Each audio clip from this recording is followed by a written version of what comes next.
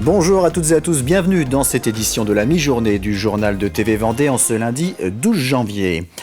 Les hôpitaux de Vendée font face à une forte tension sanitaire en raison notamment de l'épidémie de grippe. Le centre hospitalier départemental situé à La Roche-sur-Yon a déclenché le plan blanc afin d'augmenter les capacités d'hospitalisation. Ce plan permet de mobiliser davantage de personnel et de déprogrammer certains rendez-vous ou opérations pour libérer des lits.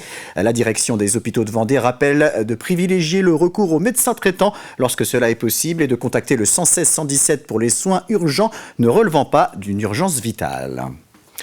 Le thème de la santé a été largement abordé vendredi soir au Vendespace lors de la cérémonie des vœux du conseil départemental.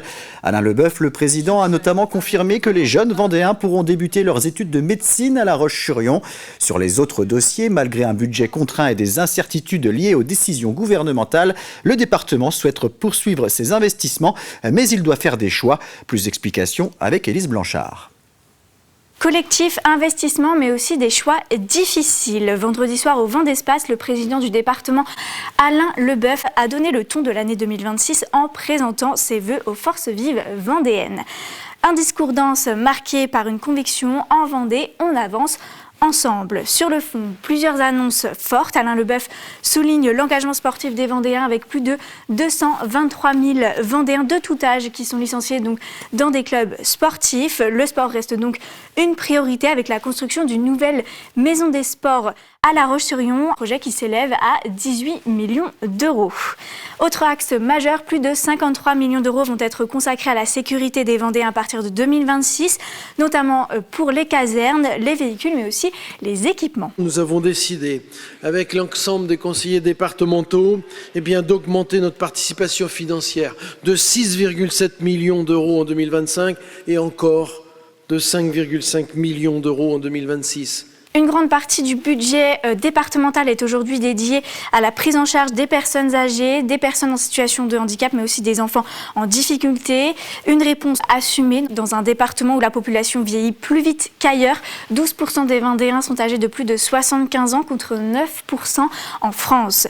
Mais derrière ces engagements, Alain Leboeuf souligne un message plus grave. La situation financière des départements se tend sous l'effet de charges en hausse et de recettes gelées par l'État.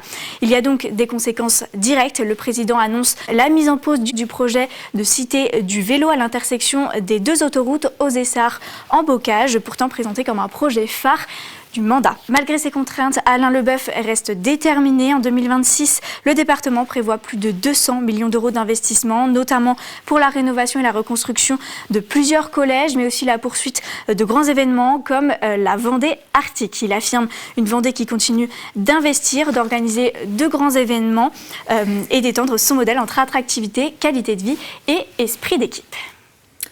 On s'intéresse maintenant au rallye Dakar qui se déroule actuellement en Arabie Saoudite. Deux Vendéens y participent, Thierry Bétis en moto et Ronan Chabot en auto. Ce dernier, accompagné de son copilote Gilles Pillot, occupe actuellement la 37e place au classement général. Nous avons profité de la journée de repos samedi pour prendre de ses nouvelles et savoir comment il abordait cette deuxième semaine de course. Une journée essentiellement consacrée à la récupération mais aussi aux réparations. Aujourd'hui, c'est la journée de repos, donc c'est déjà la moitié du rallye. Donc bien sûr, on est au bivouac. Alors le mot repos, il prend pas tout à fait son sens parce qu'il y a beaucoup à faire, parce que bien sûr, là juste, vous voyez derrière moi, les gars vont passer une partie de la journée. On va refaire des essais cet après-midi sur la voiture parce qu'il faut tout laver, faire un point sur cette première semaine et puis aller se coucher de bonne heure parce que demain on repart pour une grosse journée, une grosse deuxième semaine qui est souvent la plus belle.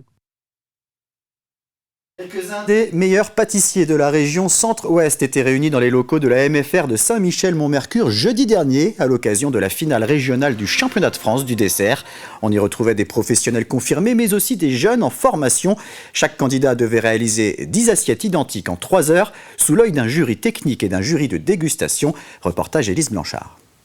Légumes, aromates, épices, ce sont les odeurs qui s'échappent des cuisines de Saint-Michel-Mont-Mercure. Pour la finale régionale du championnat de France du dessert 2026, 7 jeunes talents venus d'écoles différentes s'affrontent derrière les fourneaux. Ils ont 3 heures pour réaliser 10 assiettes identiques. Alors on recherche des candidats juniors ou professionnels qui ont envie de créer, d'innover, de proposer de nouvelles saveurs, de nouvelles textures, enfin des choses qui révolutionnent un petit peu le palais et la vue.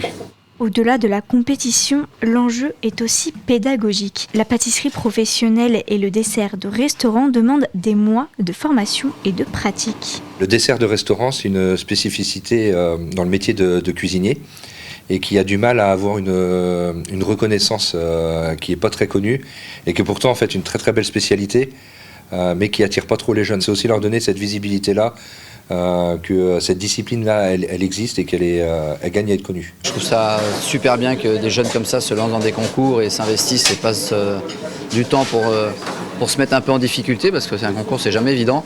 Et puis après, il y a eu du très bon travail qui a été fait, il y a des choses très différentes avec des approches différentes des produits de saison, de la réalisation d'un dessert à l'assiette. Donc ça va être marrant pour les membres du jury, je pense. Margot et Tom participent au championnat avec une ambition claire, apprendre au contact de professionnels, mais surtout se dépasser et repousser leurs limites. C'est gratifiant d'avoir fait ce genre de concours, aussi très stressant. Normalement, en temps, avec mes essais, je savais que le temps, ça allait le faire, mais c'était la peur de faire cramer son biscuit ou des choses comme ça, où on ne peut pas refaire parce qu'on n'a que les pesées pour la réalisation. Donc on sait qu'on ne peut pas refaire une recette. Pour moi, c'était surtout une assez grande expérience parce que même si on finit dernier, on s'améliore dans le métier. Je pourrais me développer. Et par exemple, avec les pros qu'on a eus, je pense qu'ils pourront nous aider un peu pour la suite. Oui. Les candidats ont relevé un défi où seul compte l'exigence, la rigueur et la rapidité. Elle s'appelle Colline Wacheux, elle a 20 ans, elle est originaire des Sables-d'Olonne et étudiante en sciences politiques. La nouvelle Miss Vendée a été couronnée samedi soir à Aisnay devant près de 800 spectateurs. Elle a été choisie parmi 14 candidates qui participaient à la 35e édition du concours. La couronne a été remise par Diane Lair, Miss France 2022. Et à noter que Colline Wacheux ne participera pas à l'élection de Miss Pays de la Loire, le comité Miss Vendée ayant été écarté du concours Miss France en 2024. Vous pouvez retrouver l'interview de la nouvelle Miss Vendée sur notre site internet. Et on termine avec un rapide coup d'œil sur la météo de cet après-midi. La pluie sera au rendez-vous sur une grande partie du territoire. Seul l'est du département fera exception.